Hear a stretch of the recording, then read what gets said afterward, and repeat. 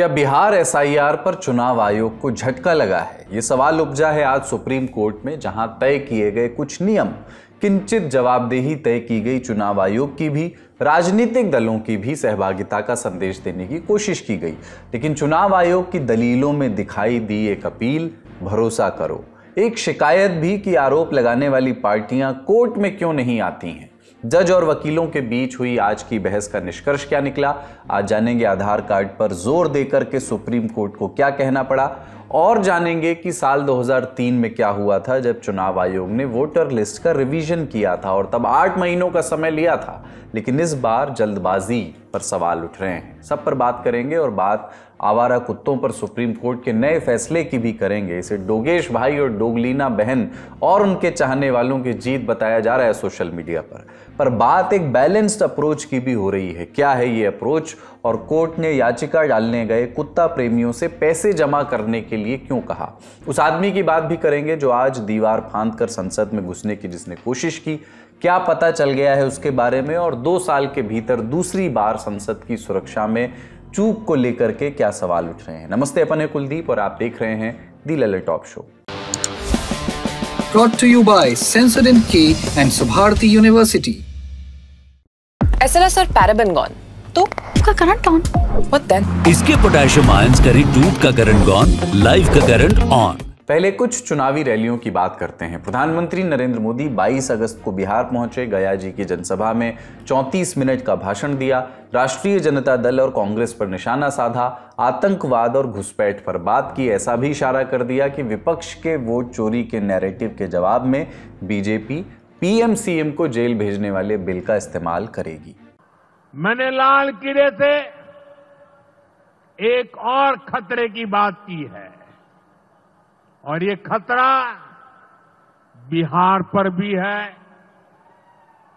देश में घुसपैठियों की बढ़ती संख्या चिंता का विषय है। बिहार के सीमावर्ती जिलों में तेजी से डेमोग्राफी बदल रही है। इसलिए एनडीए सरकार ने तय किया है कि देश का भविष्य घुसपैठियों को नहीं तय करने देंगे। गया जी के बाद प्रधानमंत्री राष्ट्रकवि रामधारी सिंह दिनकर की जमीन बेगूसराय पहुंचे, गंगा नदी पर बने 6 लेन के औंटा सिमरिया ब्रिज का उद्घाटन किया, गले से गमछा निकाला और लोगों का अभिवादन किया। इस दौरान उनके साथ बिहार के मुख्यमंत्री नीतीश कुमार, उप मुख्यमंत्री सम्राट चौधरी और स्थानीय बीजेपी सांसद गिरिराज सिंह भी मौजूद थे। इधर चुनाव संबंधी दौरे राहुल गांधी और तेजस्वी यादव के भी हुए। 1 लाख फर्जी वोट निकले, जिसके माध्यम से बीजेपी चुनाव जीती, उसके बारे में प्रधानमंत्री कुछ क्यों नहीं कहते हैं? हरियाणा के चुनाव के बारे में कुछ क्यों नहीं कहते? महाराष्ट्र के चुनाव के बारे में कुछ क्यों नहीं कहते? मणिपुर में जो हो रहा है उसके बारे में कुछ क्यों नहीं कहते?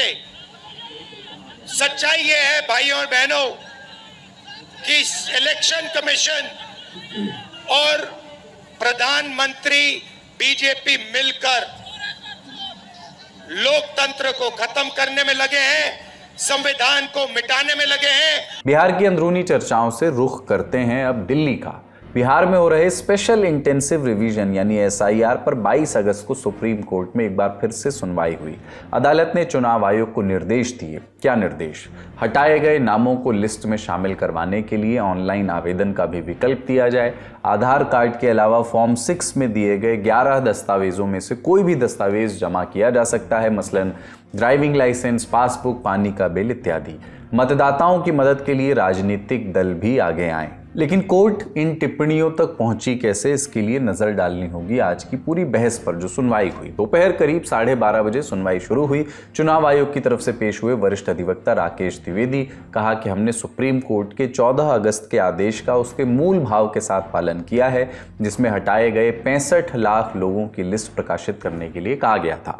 ये लिस्ट पोलिंग स्टेशन और बीडीओ ऑफिस में तो लगाई ही गई है, साथ ही इसे ऑनलाइन भी पब्लिश किया गया है। अब बारी मतदाताओं की है कि वो अपनी आपत्तियां दर्ज करवाएं। राजनीतिक दल भी ये काम कर सकते हैं। उन्होंने कहा कि नाम काटने की वजह भी लिस्ट में बताई गई है। बिहार एसआईआर प्रक्रिया एकदम सही से चल रही है, ऐसा कहते हुए चुनाव आयोग ने एक और दलील दी। कहा कि अभी तक कोई भी पार्टी सुप्रीम कोर्ट नहीं गई है। फौरन वरिष्ठ अधिवक्ता कपिल सिब्बल ने आपत्ति दर्ज कराई। कहा कि वे आरजेडी की पैरवी कर रहे हैं। वहीं अभिषेक मनु सिंघवी बोले कि वे 7 पार्टियों की तरफ से दलीलें रख रहे हैं। इनमें राष्ट्रीय और क्षेत्रीय दोनों तरह के दल शामिल हैं। चुनाव आयोग बोला कि ये अधिवक्ता राजनीतिक दलों की ओर से नहीं बल्कि कुछ सांसदों की ओर से पेश हुए हैं। इस गतिरोध पर सुनवाई कर रही जस्टिस जॉय माल्या बागची ने टिप्पणी की, मिस्टर सिंघवी के केस में राजनीतिक दलों की तरफ से मंजूरी प्राप्त संगठन सचिवों ने याचिकाएं दायर की हैं, वही मिस्टर सिब्बल के केस में आरजेडी के सांसद ने याचिका दायर की है। सुनवाई आगे बढ़ी। चुनाव आयोग ने दलील दी। कहा कि 7 अगस्त को 12 मान्यता प्राप्त राजनीतिक दलों के बूथ लेवल एजेंट्स यानी BLAs के साथ बैठक हुई थी, जिसमें हटाए गए लोगों की लिस्ट साझा की गई थी। बिहार में कुल 1.6 लाख BLAs हैं। हर BLA 10 नामों को वेरीफाई कर सकता है, मतलब हर दिन 16 लाख नामों का वेरिफिकेशन हो सकता है। सारे नामों को वेरीफाई करने के लिए 4 से 5 दिन लगेंगे। ये कोई इतना मुश्किल काम नहीं है। राजनीतिक दल सिर्फ इसलिए हंगामा खड़ा कर रहे हैं ताकि उनके हित सध सकें। इस पर जस्टिस सूर्यकांत ने कहा कि चुनाव आयोग का कहना है कि हटाए गए 65 लाख नामों में से 22 लाख मृत हैं, 36 लाख बिहार से बाहर जा चुके हैं और 8 लाख डुप्लीकेट हैं। इसलिए नाम वापस शामिल करने के जो भी दावे आएंगे वो सिर्फ बिहार से बाहर जा चुके लोगों की कैटेगरी से ही आएंगे। इस पर चुनाव आयोग ने कहा कि इस पूरी प्रक्रिया में राजनीतिक दल महत्वपूर्ण भूमिका निभा सकते हैं। मुख्य चुनाव आयुक्त ने प्रेस कॉन्फ्रेंस की थी, राजनीतिक दलों को न्योता भी दिया था। ये दल वेरिफिकेशन प्रोसेस के लिए बूथ लेवल एजेंट्स नियुक्त कर सकते हैं, लेकिन वो करेंगे नहीं। वहीं बिहार से बाहर जा चुके लोगों के लिए चुनाव आयोग ने कहा कि ये मतदाता अलग अलग शहरों में रजिस्टर हो चुके हैं। अगर उन्हें बिहार का मतदाता बनना है तो दूसरी जगह से नाम कटवाने के लिए आवेदन करना होगा। चुनाव आयोग ने सुप्रीम कोर्ट से अपील भी की। कहा कि थोड़ा और समय दिया जाना चाहिए, चुनाव आयोग पर भरोसा किया जाना चाहिए, एक भी व्यक्ति का नाम नहीं कटेगा। चुनाव आयोग की दलीलें सुनने के बाद जस्टिस सूर्यकांत ने आश्चर्य जताया। पूछा कि आखिर राजनीतिक दल वेरिफिकेशन की प्रक्रिया में कोई मदद क्यों नहीं कर रहे हैं, जबकि राजनीतिक कार्यकर्ता को इस काम के लिए बेस्ट होते हैं। इस बीच याचिकाकर्ताओं की तरफ से कुछ दलीलें आईं। वरिष्ठ अधिवक्ता गोपाल शंकर नारायणन ने कहा कि चुनाव आयोग इन सभी बातों को ऐसे पेश कर रहा है जैसे SIR पूरी तरह से वैध है। उन्होंने एक मीडिया रिपोर्ट का हवाला दिया और कहा कि 2003 में जो रिवीजन हुआ था उसमें एपिक यानी वोटर ID कार्ड स्वीकार किए गए थे। सुप्रीम कोर्ट कह रहा है कि आधार कार्ड स्वीकार हो, लेकिन चुनाव आयोग का कहना है कि अकेले आधार कार्ड से काम नहीं चलेगा। आधार को लेकर के कुछ बातें वरिष्ठ अधिवक्ता वृंदा ग्रोवर और प्रशांत भूषण ने भी रखी। ग्रोवर ने कहा कि सुप्रीम कोर्ट आधार स्वीकारने को कह चुका है, लेकिन जमीन पर चुनाव आयोग उन 11 दस्तावेजों पर ही जोर दे रहा है। भूषण बोले कि अधिकारी कह रहे हैं कि सिर्फ आधार कार्ड से काम नहीं चलेगा, उन 11 दस्तावेजों में से कोई एक फाइल करना पड़ेगा। इस पर चुनाव आयोग के वकील राकेश द्विवेदी ने कहा कि चुनाव आयोग पर भरोसा किया जाना चाहिए, हमें इस एक्सरसाइज को पूरा करने दीजिए। अगली सुनवाई 15 सितंबर को तय कीजिए, भ्रम की कोई स्थिति नहीं है। भरोसे वाली बात पर याचिकाकर्ताओं की तरफ से पेश हुए एक और वरिष्ठ अधिवक्ता निजाम पाशा की दलील आई। कहा कि ECI बताए कि लोगों ने कौन कौन से दस्तावेज जमा किए और किस आधार पर उनका नाम लिस्ट से हटाया गया। इन दलीलों को सुनने के बाद कोर्ट का आदेश आया, जो हमने आपको शुरुआत में ही बता दिया। बेंच ने एक अहम टिप्पणी भी की। कहा कि वेरिफिकेशन फॉर्म ऑनलाइन भी जमा किए जा सकते हैं। जस्टिस कांत ने एक सुझाव भी दिया, फॉर्म जमा करने की तारीख आगे भी बढ़ाई जा सकती है। फिलहाल ये तारीख 1 सितंबर 2025 है। जस्टिस बागची बोले, आधार को शामिल करने का मतलब है कि वेरिफिकेशन की प्रक्रिया को पूरा करने के लिए और समय की जरूरत होगी। इसी के साथ कोर्ट ने अगली सुनवाई 8 सितंबर के लिए तय की और राजनीतिक दलों को भी पक्षकार बनाने का निर्देश दिया। इस बीच कांग्रेस पार्टी की प्रतिक्रिया आई। पार्टी के कम्युनिकेशंस इंचार्ज जयराम रमेश ने कहा कि सुप्रीम कोर्ट का 22 अगस्त का आदेश बताता है कि चुनाव आयोग के बर्बर हमले से लोकतंत्र बच निकला है। चुनाव आयोग का पूरी तरह से पर्दाफाश हो चुका है। ये तो कोर्ट राउंड अप था। अब नजर डालते हैं हम एक रिपोर्ट पर। अखबार इंडियन एक्सप्रेस में छपी रितिका चोपड़ा की रिपोर्ट बताती है कि 2003 में जब आखिरी बार इंटेंसिव रिवीजन हुआ था, तब इस प्रक्रिया को पूरा करने के लिए इस बार के मुकाबले लगभग 2 गुना समय लिया गया था और क्या खास है इस रिपोर्ट में? चुनाव आयोग बिहार एसआईआर को पूरा करने के लिए 3 महीने की टाइमलाइन पर जोर दे रहा है। वोटर आईडी कार्ड को शामिल करने के सुप्रीम कोर्ट की सलाह को भी नकार चुका है, लेकिन 2003 में तस्वीर बिल्कुल जुदा थी। 2002-2003 में 7 राज्यों बिहार, झारखंड, उत्तराखंड, उत्तर प्रदेश, मध्य प्रदेश, छत्तीसगढ़ और पंजाब को 8 महीनों का समय दिया गया था। उस समय जिन मतदाताओं के नाम 2002 के इलेक्टोरल रूल्स में शामिल थे, उनके नागरिकता का कोई सबूत नहीं मांगा गया था। मतदाता फोटो पहचान पत्र यानी एपिक तब वेरिफिकेशन की रीढ़ की हड्डी थे। तब हुई प्रक्रिया कहीं ज्यादा समावेशी थी। इस रिपोर्ट और इर्द गिर्द की बहसों पर चुनाव आयोग ने अभी तक कोई प्रतिक्रिया नहीं दी है। ग्राउंड पर स्थिति क्या है, हमारे साथी संदीप और हनी वहां मौजूद हैं, उन्हीं से सुनते हैं।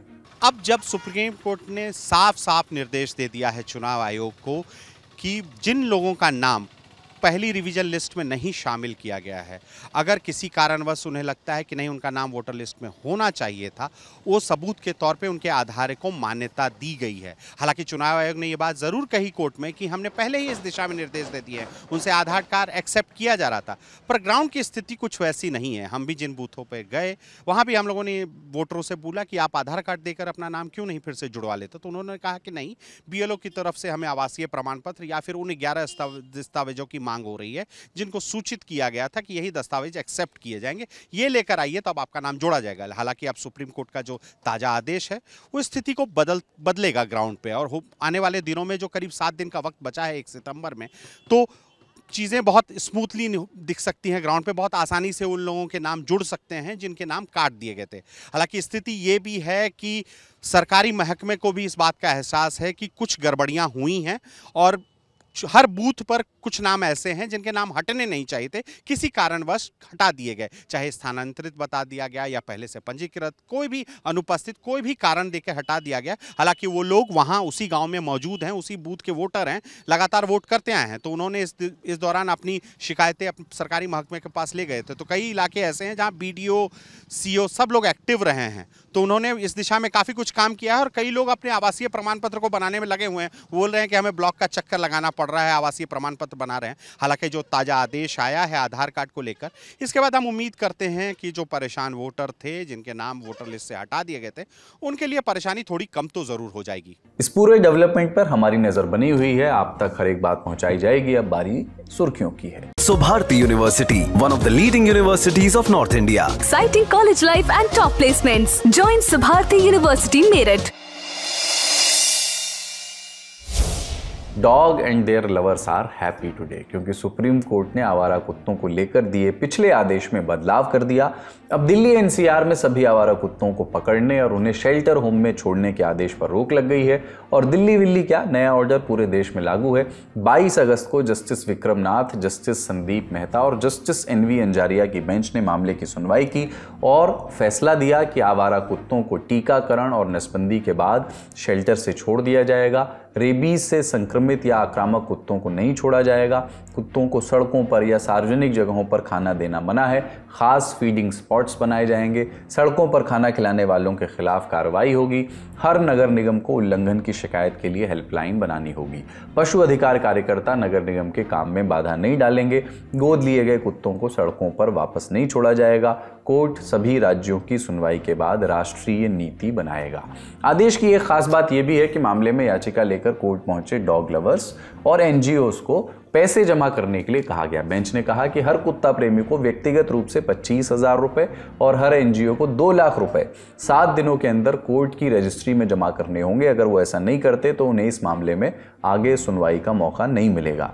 ये पैसा आवारा कुत्तों के लिए बुनियादी ढांचा और सुविधाएं बनाने में इस्तेमाल होगा। सुप्रीम कोर्ट के फैसले पर जनता की मिलीजुली प्रतिक्रिया आई, सुनते हैं। उसके अंदर आई एम वेरी हैप्पी कि अब वो सारे डॉग्स को केज में नहीं डालने वाले हैं, क्योंकि वो एक तरीके से मास किलिंग थी for us as an animal feeder.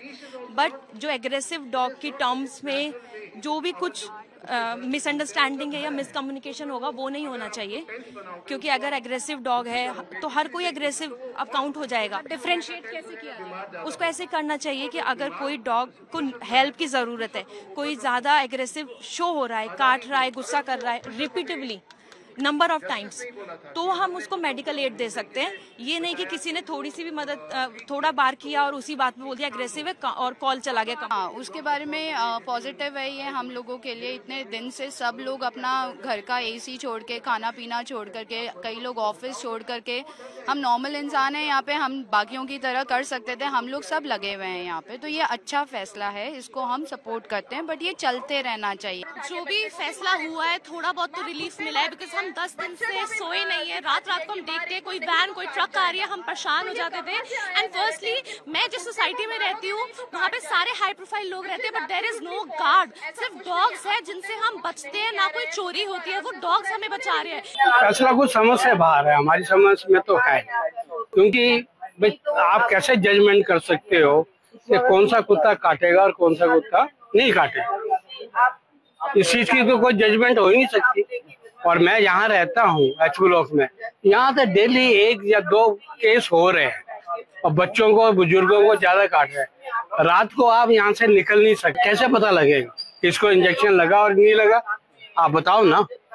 कोई मतलब कोई उसमें आप आइडेंटिफिकेशन दे रहे हो, कुछ कर रहे हो, कोई तरीका है क्या? एक्चुअली ये जो अभी ऑर्डर आया है इससे हम बिल्कुल संतुष्ट नहीं है। इसका जो पिछला ऑर्डर था वो बिल्कुल अच्छा था।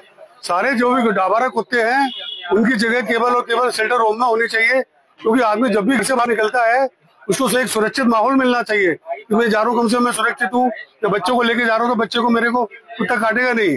कुत्ता सड़क पर खड़ा होता है और आदमी देख करके रास्ता बदल देता है डर के मारे। तो इसलिए ये जो सारे कुत्ते जो भी हैं इनको स्टेलाइज करें, शेल्टर रूम में रखें, वही फीडिंग करें, इनको सोसाइटी से अलग रखें। कोर्ट के फैसले पर अलग अलग दलों के नेताओं की भी प्रतिक्रिया आई, वो भी सुन लीजिए। मैं बहुत ही खुश हूँ कि सुप्रीम कोर्ट, और मैं उनका धन्यवाद देती हूँ कि उन्होंने बहुत ही साइंटिफिक तरीके से और बहुत ही क्या बोलते हैं धैर्य से सोच समझ करके उन्होंने ये वर्डिक्ट दिया है। उत्तर प्रदेश में सर्वोच्च न्यायालय के निर्णय के अनुसार हम सब काम करेंगे और सबसे बड़ी बात है पशु प्रेमियों के पक्ष में निर्णय आया है। मैं सभी पशु प्रेमी भाई बहनों को बहुत बहुत बधाइयां देता हूं कि ईश्वर ने आप सबकी सुन ली और माननीय सर्वोच्च न्यायालय का बहुत बहुत आभार। जो टिप्पणी सुप्रीम कोर्ट ने की है वो बहुत महत्वपूर्ण है कि एमसीडी ने अपना काम नहीं किया और एमसीडी को अपना काम करना पड़ेगा। डॉग्स को पकड़ पकड़ के इम्यूनाइजेशन करना एमसीडी की जिम्मेदारी है और मुझे लगता है कि अब दिल्ली की मुख्यमंत्री और दिल्ली के मेयर दोनों जो भारतीय जनता पार्टी से आते हैं उनको इस पे सीरियसली काम करना पड़ेगा। लोगों में जो डॉग्स के प्रति जो नफरत है वो इसलिए है क्योंकि डॉग्स की इम्यूनाइजेशन समय पर एमसीडी द्वारा नहीं की गई है। इन सब के बीच एक कदम शिमला नगर निगम ने भी उठाया है।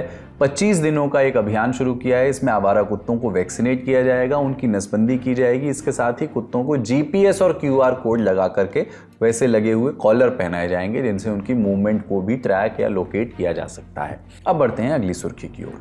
देश के संसद की सुरक्षा में एक बार फिर सेंध लगी। एक व्यक्ति पेड़ के सहारे दीवार फांदकर संसद भवन के अंदर घुस गया। हालांकि मुस्तैद सुरक्षा कर्मियों ने उसे संसद भवन के गरुड़ द्वार के पास पकड़ लिया। उसके बाद उसे पुलिस के हवाले कर दिया गया। शुरुआती खबरों के मुताबिक व्यक्ति मानसिक रूप से अस्वस्थ बताया जा रहा है। मीडिया रिपोर्ट कहती है कि आरोपी का नाम राम कुमार बिंद है, उम्र 20 साल है, उत्तर प्रदेश के भदोही का रहने वाला है, गुजरात में सूरत की एक फैक्ट्री में काम करता है। आगे की पूछताछ जारी है। मामले की आधिकारिक जानकारी दे रही हैं इंडिया टुडे की reporter Shivani Sharma.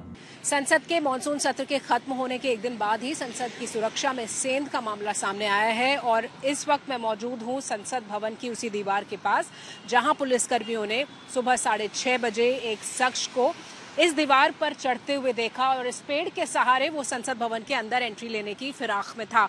CISF, IB और दूसरी सुरक्षा एजेंसियां अभी इस आरोपी से पूछताछ कर रही हैं। पूछताछ में पता चला है कि ये यूपी का रहने वाला है। इसका क्या मकसद था, फिलहाल इसको लेकर पूछताछ जारी है और ये भी बताया जा रहा है कि इसके पास से कोई साजो सामान नहीं मिला है और ये मानसिक रूप से कमजोर दिखाई देता है, ऐसा शुरुआती जांच में खुलासा हो रहा है। लेकिन ये एक बड़ा मामला है और पिछले साल भी इसी तरह से एक व्यक्ति संसद के अंदर घुसने की फिराक में था जिसे सुरक्षा बलों ने पकड़ा था। अगली सुर्खी, अपनी शानदार कॉमिक टाइमिंग से लोगों के दिलों में जगह बना चुके एक्टर जसविंदर सिंह भल्ला नहीं रहे। 65 साल की उम्र में उनका निधन हो गया। लंबे समय से वो बीमार थे।